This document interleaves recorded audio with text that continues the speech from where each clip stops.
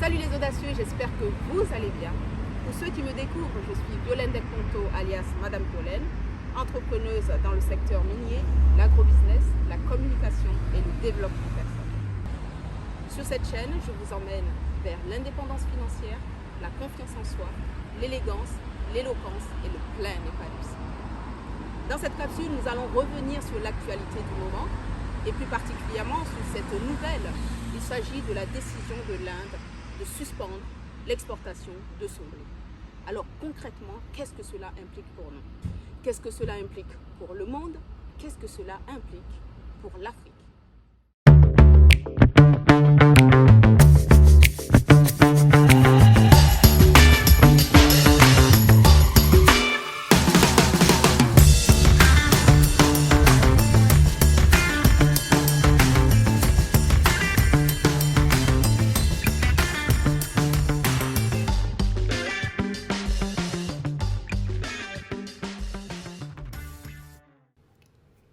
Alors, avant d'aller plus loin, rappelons un peu le contexte de cette décision de l'Inde.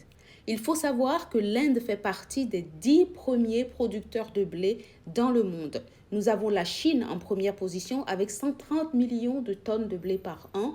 Vient en deuxième position l'Inde avec 100 millions de tonnes de blé. La Russie en troisième position avec 72 millions de tonnes de blé par an. Les États-Unis en quatrième position avec 51 millions de tonnes de blé. La France vient en cinquième position avec 36 millions de tonnes de blé. Puis nous avons respectivement le Canada et le Pakistan avec 31,8 millions de tonnes, puis 25 millions de tonnes. Vient seulement l'Ukraine en huitième position avec également 25 millions de tonnes de blé par an. L'Australie avec 21 millions de tonnes de blé, puis l'Allemagne en 10e position avec 20,2 millions de tonnes de blé par an.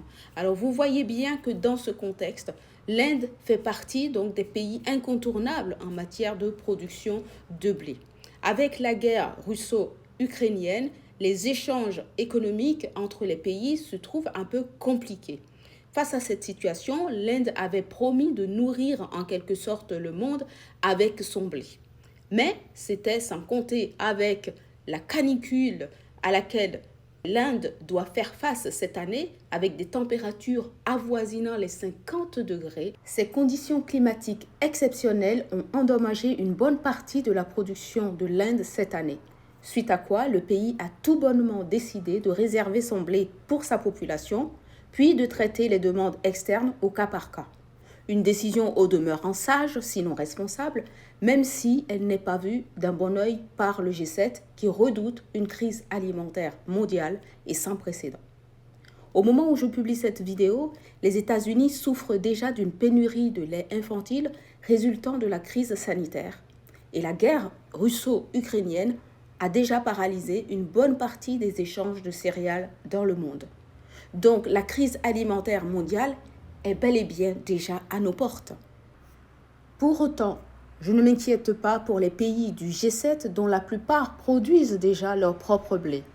Ce qui me préoccupe en revanche, c'est le sort de l'Afrique dont certains pays importent la quasi-totalité de leur blé. Il est peut-être temps pour les pays africains de réfléchir à des alternatives pour sortir de la dépendance alimentaire. Quand je prends des pays comme l'Égypte par exemple, il y a une forte dépendance au blé parce qu'il y a une grande consommation de pain.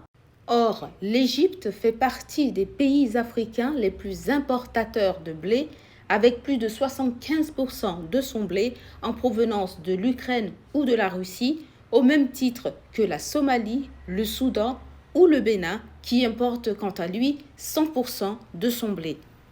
Ces chiffres devraient nous faire réfléchir notamment à des solutions alternatives pour remplacer le blé étranger par d'autres céréales produites par les Africains dans leur pays. Comme vous pouvez le voir sur la carte, voici les pays les plus importateurs de blé en Afrique. Des pays qui, inéluctablement, vont en ressentir les conséquences dans les jours à venir si ce n'est déjà le cas. La crise sanitaire ainsi que la guerre russo-ukrainienne nous auront appris une chose, c'est l'urgence à sortir de toute dépendance vis-à-vis des pays étrangers. La Russie nous a suffisamment prouvé à quel point elle était capable de vivre en autarcie. C'est une réalité dont les pays africains devraient tirer la leçon qui s'impose. Pourquoi ne pas réfléchir à d'autres céréales produites par les Africains dans leur pays pour remplacer le blé étranger? Certains pays ont d'ores et déjà commencé à réfléchir à ces alternatives. C'est le cas de la République centrafricaine, dont des étudiants-chercheurs ont réfléchi, par exemple, à la fabrication de leur pain local à partir des farines de manioc et de maïs. Ce pain traditionnel nommé kangabé répond tout à fait aux besoins de la population tout en préservant l'indépendance alimentaire de la Centrafrique. Voilà des initiatives à encourager par les dirigeants politiques, encourager la jeunesse africaine à faire preuve d'ingéniosité et de créativité pour sortir le continent de toute forme de dépendance. Tel est notre défi majeur, défi pour les dirigeants politiques, mais aussi défi pour nous, entrepreneurs, qu'il s'agisse des entrepreneurs de la diaspora ou de ceux qui sont sur le terrain. Mais il est temps, encore une fois, de faire preuve de solidarité pour sortir l'Afrique de l'ornière. Je vous le disais il y a quelques mois, mes audacieux, les choses sont en train de bouger sur le continent africain, les choses bougent dans le bon sens, les choses bougent vers l'indépendance effective de l'Afrique et il ne tient qu'à nous de féliciter, d'encourager les dirigeants du continent qui prennent les bonnes décisions, qui osent nager à contre-courant pour privilégier les intérêts supérieurs des populations africaines. Je voudrais au passage remercier et exprimer toute ma fierté face aux décisions prises par le président Touadéra, le président centrafricain, le président rwandais Paul Kagame, qui a été également ferme face aux attitudes intolérables de certains exploitants chinois, en les obligeant à respecter désormais les populations autochtones et les lois des pays africains. Bravo au président guinéen Mamadi Doumbouya qui a eu le courage de réviser les contrats de certains exploitants miniers.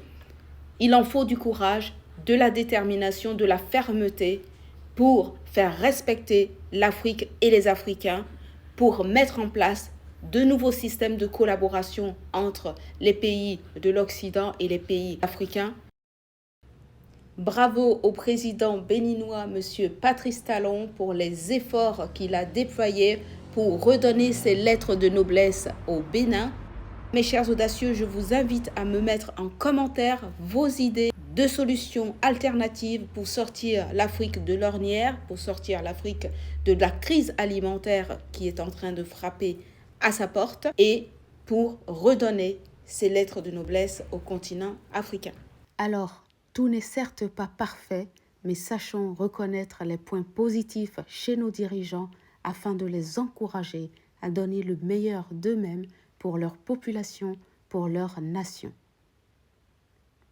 Pour finir, je dirais que l'Afrique a tout à gagner à investir dans l'agrobusiness et à repenser son système économique de façon à garantir la sécurité alimentaire des populations. C'est peut-être l'occasion pour les entrepreneurs du continent de réfléchir à tous ces paramètres, à toutes ces réalités. Voilà mes audacieux, ce sera tout pour aujourd'hui. Je vous remercie de m'avoir suivi et je vous dis à très bientôt pour de nouvelles aventures avec Madame Violaine. Prenez soin de vous et ciao ciao.